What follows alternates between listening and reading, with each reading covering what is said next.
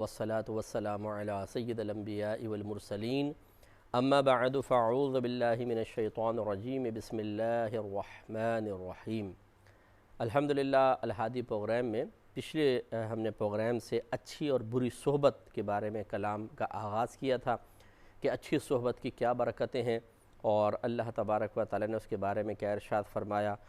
بری صحبت کے کیا وبال ہیں، کیا مصیبتیں ہیں، کیا نحوستیں ہیں اور اس کے بارے میں رب کریم نے کیا ارشاد فرمایا۔ لیکن اس سے پہلے کہ میں آیات کی طرف آتا، ایک تمہیدی کلام ہم نے آپ کی خدمت میں ذکر کیا کہ بری صحبت بہت خطرناک ہوتی ہے۔ کبھی تو یہ انسان کے عمل کو تباہ کر کے رکھ دیتی ہے اور انسان ایسے گندے کاموں کے اندر لگ جاتا ہے، ایسے خراب کاموں میں مبتلا ہو جاتا ہے کہ جن سے چھٹنا، جن سے بچنا بہت ہی دشوار ہو جاتا ہے۔ اور کبھی ایسا ہوتا ہے کہ انسان کے نظریات، اس کے جو عقائد ہیں ان پر یہ صحبت اثر انداز ہوتی ہے اور اس کے ذہن بھی اس کا ذہن، اس کے عقیدے، اس کے نظریات بھی خراب ہو جاتے ہیں۔ اسی کی میں چند مثالیں دے رہا تھا کہ جیسے بعض لوگ تقدیر کو معاذ اللہ برا بھلا کہنا شروع کر دیتے ہیں، حالانکہ میں اس پہ بڑا تفصیلی کلام کر چکا ہوں تو اب میں اس پہ مزید تو کلام نہیں کروں گا، لیکن یہ ضرور ہے کہ تقدیر کا مطلب کیا ہے؟ اللہ تبارک و تعالیٰ کا وہ فیصلہ جو اس نے ہمارے حق میں ازل سے کیا ہے۔ اللہ تعالیٰ کے ان پختہ ارادوں کا نام ہے، اللہ کا ارادہ پختہ ہی ہوتا ہے، کوئی تذبذب نہیں ہوتا اس میں۔ اللہ تعالیٰ کے ان ارادوں کا نام ہے جو وہ ہمارے لیے کر چکا ہے ازل سے، کیونکہ ارادہ اللہ کی صفت ہے اور جس طرح اللہ کی ذات قدیم ہے، ہمیشہ سے ہے، ایسے ہی اللہ تعالیٰ کی صفات بھی ہمیشہ سے ہیں۔ تو یہ اصل میں تقدیر جو ہوتی ہے یہ اللہ کا فیصلہ ہوتا ہے اپنے بندوں کے لیے۔ اب اگر ہم اس فیصلے کو برا کہیں گے، اس فیصلے پر اعتراض کریں گے، یعنی مثال کے طور پہ یوں کہہ لیں بلکہ کہ تقدیر پر اعتراض کریں گے، تقدیر کو برا بھلا کہیں گے، تو اصل میں ہم اللہ تعالیٰ کے فیصلے کو، اللہ تبارک و تعالیٰ کے ارادوں کو برا کہہ رہے ہیں کہ اس نے ایسا کیوں کیا، یہ فیصلہ کیوں کیا۔ اور اللہ کے کسی فیصلے پر اعتراض نہیں، اعتراض نہیں ہو سکتا۔ اللہ تعالیٰ کا کوئی فیصلہ جو ہمارے حق میں ہے، چونکہ اللہ تعالیٰ نفس سے پاک و صاف ہے، اسے کوئی مطلب بہکا نہیں سکتا، وہ اس کی کوئی ایسی ہماری طریقے سے فیلنگز نہیں ہیں کہ جیسے ہم انتقام کا جذبہ رکھ کر کسی کے ساتھ نفسانی خواہشات کے تابع ہو کر کوئی برا سلوک کرتے ہیں۔ وہ ذات تو بے نیاز ہے، اگر کسی کو کچھ نواز رہا ہے بظاہر اس میں بھی اس کی حکمتیں ہیں، کسی سے کچھ لے رہا ہے یا کسی کو محروم رکھ رہا ہے اس میں بھی اس کی ہزارہ حکمتیں ہیں، جو اگر وہ ظاہر کر دے تو بندہ شرمندہ ہو جائے، اعتراض کرنے والا، اللہ تعالیٰ کے فیصلوں کو برا کہنے والا شرمندہ ہو جائے، زمین میں گڑ جائے وہ شرم کے مارے کہ یہ میں کیا سوچ رہا تھا اور میرے رب کریم کے تو اس کے پیچھے کیا خفیہ تدبیریں ہیں۔ لیکن بہرحال جہالت عام ہے، گھر میں دین کے الف ب سیکھنے کا موقع نہیں ملتا ہے، ماں باپ بھی بیچارے ہمارے ایسے ہی ہوتے ہیں اور اولاد بھی پھر ویسی ہی نکلتی ہے۔ نہ اسکول میں، کالجز میں، یونیورسٹیز میں کوئی ایسا سلیبس رکھا گیا ہے جس سے بنیادی دین اسلام سیکھنے کا موقع ملے، اور پھر حالت تو یہ ہونی ہے۔ تو یوں تقدیر پہ اعتراضات، پھر اللہ کی ذات پر جیسے میں نے آپ کو عرض کیا تھا کہ ایسے لطیفے بنا لیتے ہیں کہ اللہ کی ذات مذاق کا نشانہ بن جائے، اللہ تعالیٰ کے افعال پر اعتراض، یہ کیوں کیا، یہ مسئلہ، وہ مسئلہ، برا بھلا کہنا۔ یعنی ایسے لوگ ہیں جو خیر میرے سامنے تو اللہ کا شکر ہے کہ کوئی ایسا کسی نے نہیں کیا کہ اگر کرے تو پتہ نہیں کیا ہو جائے، مطلب پھر آدمی جذبات قابو میں نہیں رہتے ہیں کہ کوئی رب کریم کے بارے میں ایسا بولے۔ لیکن یہ ہمیں اطلاعات ایسی ملتی رہتی ہیں، لوگ ای میلز میں کویسچنز کرتے ہیں کہ گالیاں دیتے ہیں معاذ اللہ تعالیٰ کو۔ آپ اندازہ کریں کہ کتنی بڑی جرأت ہے، کوئی اپنی ماں کو گالی دے دے، کوئی اپنے باپ کو گالی دے دے، وہی کتنا بدتمیز کہلاتا ہے۔ اور جو اپنے رب کو گالی دے، جس نے ماں کو ماں بنایا، جس نے باپ کو باپ بنایا، جس نے ہمیں پیدا کیا، تو یہ اس طرح کے مطلب جاہل قسم کے لوگوں کی صحبت میں رہنے والا، وہ بھی پھر باغیانہ خیالات اس کے ذہن میں پیدا ہوتے ہیں۔ اور کبھی ایسا ہوتا ہے کہ طبیعت کی نازکی کی بنا پر اور حالات کے ناموافق ہونے کی بنا پر اس کے زبان سے بھی ایسے کلمات نکل جاتے ہیں۔ مثال کے طور پہ گاڑی چوری ہو گئی، موٹر سائیکل چوری ہو گئی، گن پوائنٹ پہ موبائل چھین لیا، یہ حالات ناموافق ہو گئے۔ اب اگر تھوڑی بھی طبیعت نازک ہے تو وہ فوراً اس کے ذہن کے اندر وہی جملے آئیں گے جو اس نامعقول شخص کی صحبت میں رہ کر اس نے سنے تھے، تو اس کی زبان سے بھی ویسے ہی نکلنے شروع ہو جائیں گے۔ اور خصوصاً میں معذرت چاہتا ہوں یہ جملے کہتے ہوئے کہ ہماری جو خواتین ہیں گھر کی، جن بیچاریوں کے پاس علم بھی کم ہوتا ہے اور وہ زبان کی بہت تیز ہوتی ہیں، وہ شوہر کا تو کیا جینا کرتی ہوں گی حرام،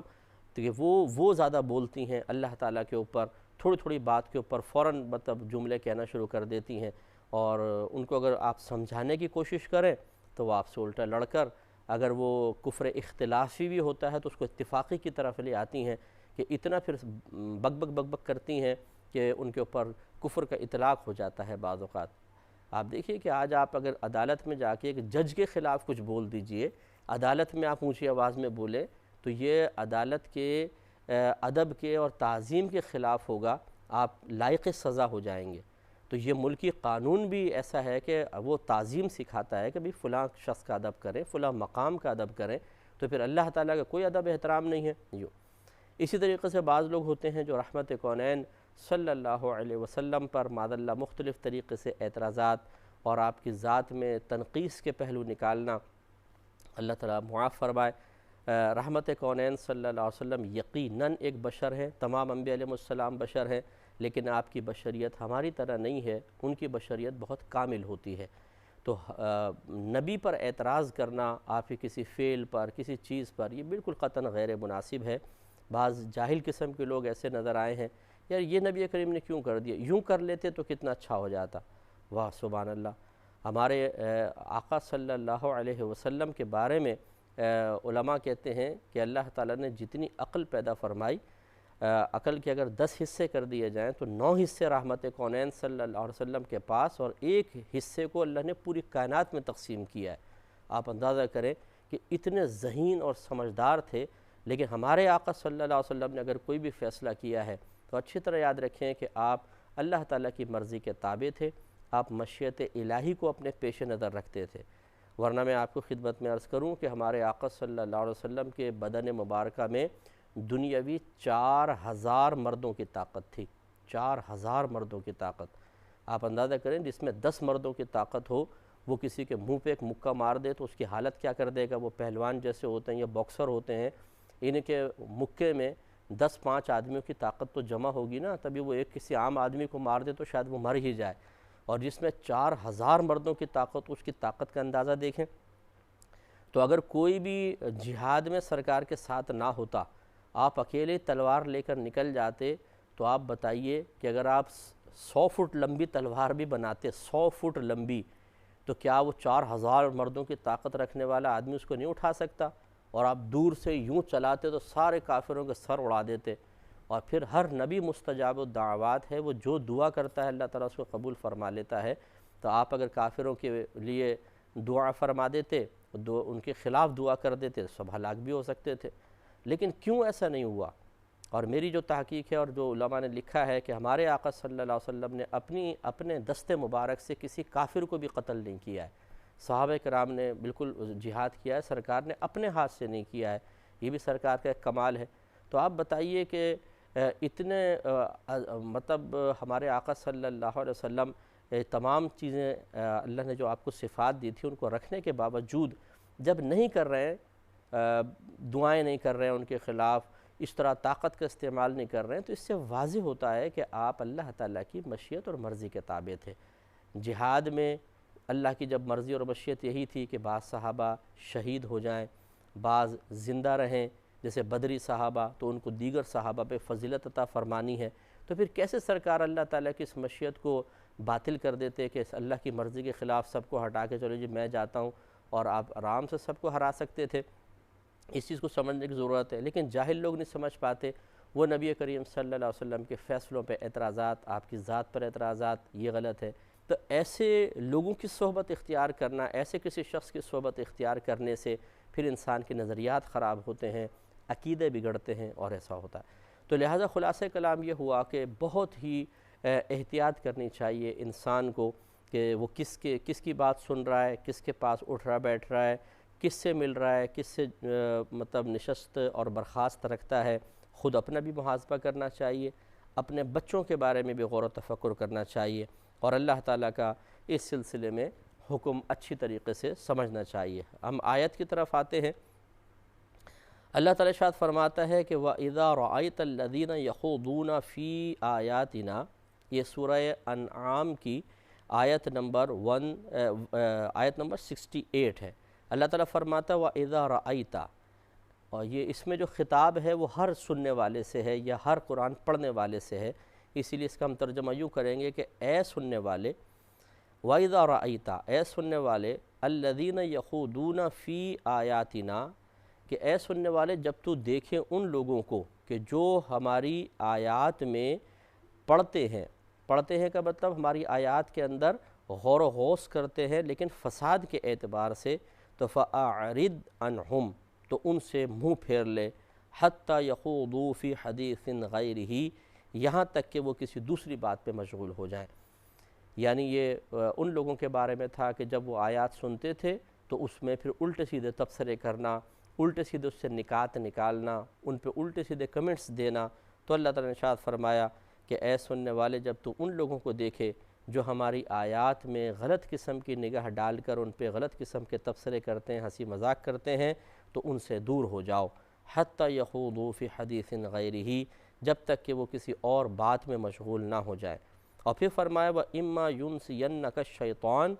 اور اگر بالفرض تجھے شیطان بھلا دے یہ بات کہ مجھے ان کے ساتھ نہیں بیٹھنا چاہیے تھا، تو فَلَا تَقْعُدْ بَعْدَ الذِّكْرَ مَعَ الْقَوْمِ الظَّالِمِينَ، تو یاد آنے پر ظالم قوم کے ساتھ مت بیٹھو۔ یہ ہے وہ جو اللہ تبارک و تعالی ہمیں سمجھا رہا ہے کہ یہاں نظریاتی اعتبار سے خرابی پیدا کرنے والے اور عملی اعتبار سے خرابی پیدا کرنے والے دونوں کے بارے میں گویا کہ اللہ تبارک و تعالی کا حکم سامنے آ گیا کہ جب اللہ کی آیات ان کے کفار کے سامنے یا منافقین کے سامنے پڑھی جاتی تھیں تو یہ اس پہ الٹے سیدھے تبصرے کرتے تھے، تو منع فرما دیا گیا کہ جب تک یہ کسی اور بات میں مشغول نہ ہو جائیں ہرگز ان کے ساتھ نہ بیٹھیں، اور اگر کبھی بالفرض شیطان بھلا دے اور بیٹھ جائیں تو جیسی یاد آئے فوراً ان کی صحبت سے علیحدہ ہو جایا جائے۔ تو یہی اصول ہے کہ ہمیں بھی غور کرنا چاہیے۔ ہم اسکول جاتے ہیں، کالج میں جاتے ہیں، یونیورسٹیز میں جاتے ہیں، اسی طرح محلے میں اور اسی طرح رشتہ داروں میں، اسی طرح جب آفس میں یا فیکٹری وغیرہ کے اندر جہاں پر بھی ہم جاتے ہیں، کچھ لوگ ایسے ضرور ہوتے ہیں جن کے ساتھ ہم اٹھتے ہیں، بیٹھتے ہیں، گفتگو کرتے ہیں، ہم انہیں بہت کلوز کر لیتے ہیں، بعض وقت کلوز فرینڈ ہو جاتے ہیں، بعض اوقات صرف ملاقات ہوتی ہے، ہائی ہیلو تک بات ہوتی ہے، دعا سلام تک بات ہوتی ہے، بعض اوقات اتنی گہرائی تک نہیں پہنچتے ہیں، لیکن جن سے صرف ہائی ہیلو ہے، دعا سلام ہے، زیادہ قریب نہیں بیٹھتے ہیں، ان کا بہت کم اثر ہوتا ہے، لیکن جن کے ساتھ ہم بیٹھتے ہیں، ہنسی مذاق بھی ہے، تھوڑا سا اپنی گفتگو شیئر کر لیتے ہیں، کچھ احساسات، جذبات، کچھ اپنی پرائیویٹ باتیں شیئر کر لیتے ہیں، ان کے اوپر بڑی توجہ کرنے کی ضرورت ہے۔ یہ اللہ تعالیٰ کا فرمان قیامت تک کے لوگوں کے لیے ہے کہ وَإِمَّا يُنْسِيَنَّكَ الشَّيْطَانُ، اور اگر تجھے شیطان یہ بات بھلا دے کہ ان لوگوں کے ساتھ نہیں بیٹھنا ہے تو فَلَا تَقْعُدْ بَعْدَ الذِّكْرَ مَعَ الْقَوْمِ الظَّالِمِينَ، تو پھر تم یاد آنے پر ظالم قوم کے ساتھ نہ بیٹھو۔ یہاں ظالم قوم سے مراد تو وہ کافر ہیں یا منافق ہیں، لیکن اس کا حکم عام ہے کہ اگر کوئی فاسق ہے، فاجر ہیں، غلط نظریات کے حامل ہیں، غلط عادات کے حامل ہیں، تو اللہ تعالیٰ نے بیان فرما دیا کہ فَلَا تَقْعُدْ بَعْدَ الذِّكْرَ، کہ جب تمہیں یہ بات یاد آ جائے کہ ہمیں ایسے لوگوں کے ساتھ بیٹھنے سے منع کر دیا گیا تو بس ان کی صحبت میں اب نہیں بیٹھنا ہے۔ تو ہمارے بہت سارے بھائی بہن ہوتے ہیں، بعض تو ایسے ہوتے ہیں کہ جو ذرا امی سے ڈر رہے ہیں، ابا سے ڈر رہے ہیں، خاندانی شرافت سے ڈرتے ہیں، خود بری عادت کو اختیار نہیں کرتے ہیں، لیکن وہ بروں کے ساتھ رہتے ضرور ہیں کہ ارے ہاں میں کوئی برائی کرتا ہوں، یہ تو دوست ہیں، بس ٹھیک ہے یار، یہ چرس پیتا ہے، یہ شراب پیتا ہے، یہ فلاں لڑکیوں کے چکر میں رہتا ہے، اس نے غلط قسم کی دوستیاں کی ہوئی ہیں، یہ غلط قسم کی عادات میں گرفتار ہے، لیکن میں تو نہیں کرتا، بھائی میرے گھر میں تو بڑی سختی ہے۔ تو وہ سمجھتے ہیں شاید یہ ہم پر چیزیں اثر انداز نہیں ہو رہی ہیں، لیکن ایسا نہیں ہوتا ہے۔ جو خودکشی کرنے والا ہے، اگر وہ خودکشی کرنے والا جو کر چکا ہے، اگر بالفرض زندہ ہو جائے اور آپ اس سے پوچھیں کہ کیا تم نے کبھی یہ سوچا تھا کہ تم خودکشی کرو گے، تو وہ جواب میں کہے گا کہ نہیں۔ مجھے یقین ہے کہ ہر شخص یہی کہے گا کہ میں نے تو کبھی زندگی میں سوچا نہیں تھا میں خودکشی کروں گا۔ یعنی حالات ایک دم ایسے بن جاتے ہیں کہ انسان نہ چاہتے ہوئے بھی اپنی زندگی ختم کر لیتا ہے۔ تو اسی طریقے سے اس خوش فہمی میں مبتلا رہنا کہ جی مجھ پہ تو یہ چیز اثر نہیں کر رہی ہے اور میں تو اس کو نہیں اختیار کرتا ہوں، مجھے کیا ڈرنا اور کیا مطلب اس صحبت کو چھوڑنا، تھوڑا بہت تو چلتا ہے،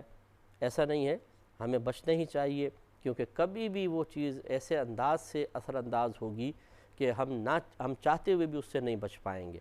کتنے لوگ ایسے ہیں کہ جو اسی طریقے سے اپنے آپ کو سمجھتے تھے کہ مجھ پر یہ برائی کبھی غالب نہیں آ سکتی ہے اور یہ بروں کی صحبت سے میں خراب نہیں ہو سکتا ہوں، لیکن ہو گئے،